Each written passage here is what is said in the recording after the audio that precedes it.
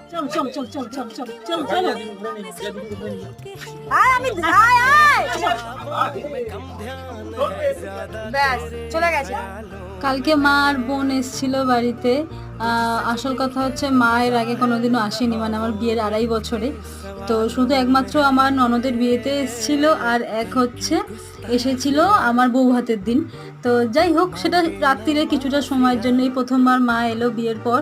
তাই সকাল থেকে অনেক কিছু রান্না করেছি, তোমাদেরকে বললাম না যে কি কি রান্না করেছি, তোমরা দেখতেই পাচ্ছ এখানে কি কি রান্না করেছি। অভি দুপুরে খাওয়া দাওয়া করার পরে আইসক্রিম নিয়ে এসেছিলো, সেটা দেখানো হয়নি। তো তোমরা দেখতেই পাচ্ছ কি কি রান্না করেছি, আর আমরা অনেক গল্প করেছি, সব থেকে বড় কথা। আর মা এত কিছু নিয়ে এসেছিল আমাদের জন্য। তারপর আমরা একটু বসে বসে গল্প করছিলাম, মা চলে গেছিল। পাল্টাপাল্টি হয়ে গেছিল যে ইচ্ছাবাদীর বিয়েতে। দিদুকে টাটা বল, বল টাটা, আবার আসবে।